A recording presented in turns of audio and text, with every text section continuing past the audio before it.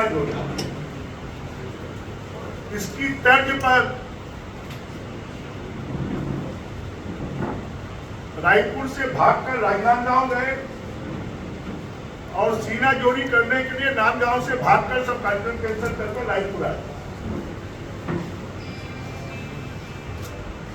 इतना डर उनको क्यों सता रहा है?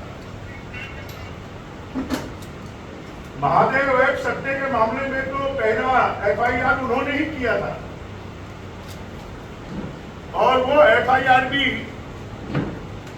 जब आंध्रा और तेलंगाना ने इस केस को ईडी को सौंप दिया तो उसके बाद कि ईडी इसमें हाथ नहीं डाले, इसलिए उन्होंने यहाँ पर केस दर्ज किया। अब अपने ही बुने हुए जाल में जब खुद फंस गए हैं तो आज यहाँ पर बड़ी बड़ी बातें कर रहे हैं। जरा उनको बताना चाहिए कि महादेव ऐप से जुड़े हुए लोग जितने गिरफ्तार हुए हैं, जितने अधिकारियों का नाम उसमें शामिल हुआ है, उनसे भूपेश बघेल जी के क्या संबंध हैं, ये उनको सार्वजनिक करना चाहिए, बताना चाहिए। रानू साहू जिसके ऊपर कोयले घोटाले का मामला सामने आ चुका था, उसके बाद में उनको हटाकर अच्छी जगह पर पदस्थ करने वाले कौन लोग हैं? छत्तीसगढ़ में चाहे शराब घोटाला हो,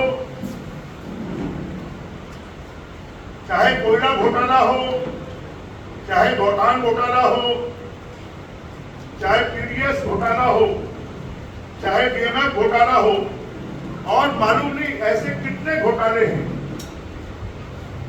अभी तो एक घोटाले की FIR में तत्कालीन मुख्यमंत्री का नाम आया है तो घबरा गए। जरा हम उनसे पूछना चाहते हैं कि असीम दास नामक व्यक्ति से तो 5.40 करोड़ रुपए ईडी ने बरामद किए थे, उनका जो बयान है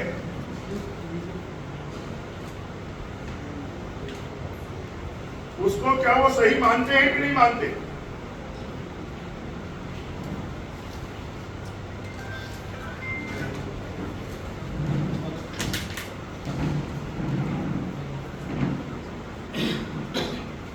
अगर गूगल ऐप में 508 करोड़ टाइप करेंगे तो आपको इस पूरे खेल का डिटेल्स आपको मिल जाएगा।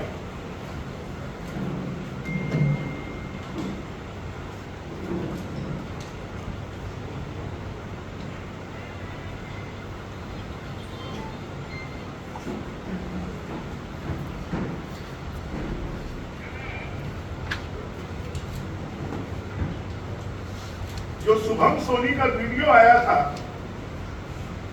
उसके बारे में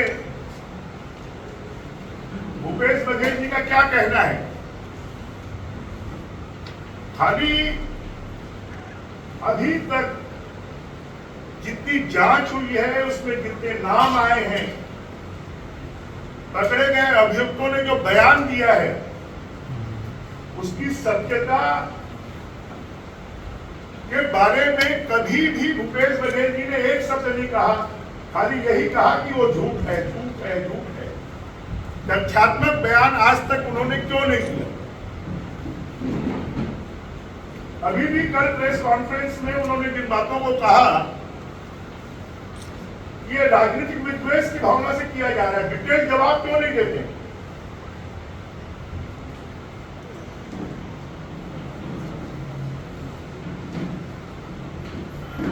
छत्तीसगढ़ के 10 लाख युवाओं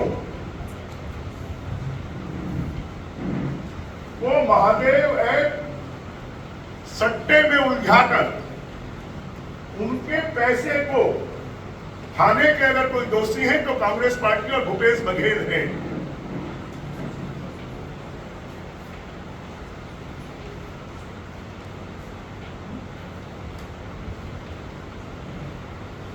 और ये इस बात से भी साबित हो गया है कि ये और इनके लोग हाई कोर्ट और सुप्रीम कोर्ट में गए हैं तो सबकी जमानतें निरस्त हुई हैं।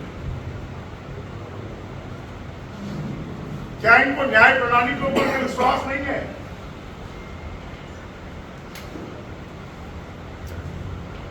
क्या इनको ईडी की जांच पर, ईओडब्ल्यू की जांच पर, पुलिस की जांच पर विश्वास नहीं है?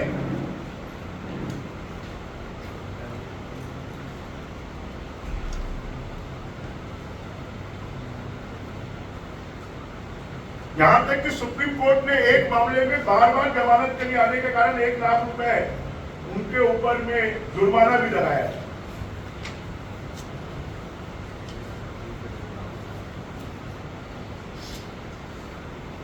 और राजनीतिक मुकदमे दर्ज करने का तो इतिहास हमारा नहीं है, ये भूपेश बघेल की और उनकी सरकार का है। उनके जमाने में फर्जी मुकदमों की तो बरसात हो रही थी।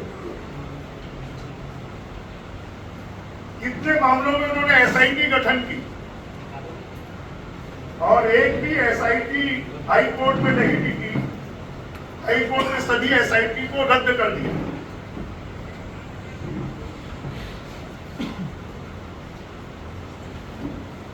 और हाई कोर्ट ने उनके जमाने में कहा कि जितने भी मुकदमे दर्ज किए गए वो राजनीतिक द्वेषवश किए गए। और भारतीय जनता पार्टी को और भारतीय जनता पार्टी की सरकार को इस प्रकार के कामों के लिए फुर्सत नहीं है। हम तो मोदी जी की गारंटी पूरा करने में लगे हुए। हम किसानों के खाते में 1 एकड़ के पीछे 20-20 हजार रुपए दे रहे हैं, जो देश के इतिहास में, छत्तीसगढ़ के इतिहास में पहली बार हो रहा है। हम मातृवंदन योजना के तहत माता बहनों के खाते में साल में 20,000 रुपए डाल रहे हैं, जिसको हमने पूरा करके दिखाया है। हमने 2000 हमने पुराने 2 साल के बोनस को किसानों के खाते में डालकर पूरा करके दिखाया है। हमने तेंदुपत्ता के संग्राहकों को 4500 की जगह 5500 रुपए देने का जो वादा किया था उसको पूरा करके दिखाया है।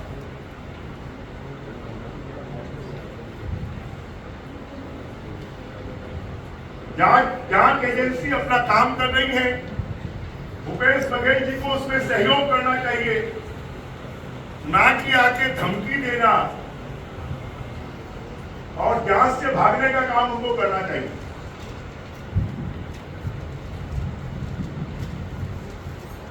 अब भूपेश बघेल जी के कुशासन को जनता ने नकार दिया, अब सुशासन आ गया है। और सुशासन में जिन लोगों ने भी जनता के पैसे को खाया है, गरीब मजदूरों के पैसे को खाया है, नौजवानों की भर्ती में भ्रष्टाचार किया है, वादा खिलाफी की है, विकास विरोधी काम किया है, अब उनमें सब में डर पैदा हो गया, भय पैदा हो गया कि जनता ने तो नकार दिया है और जब कानून अपना काम करेगी तो उनकी गति क्या होगी, इससे वो डरे हुए। और इसलिए हम छत्तीसगढ़ की जनता से आह्वान करेंगे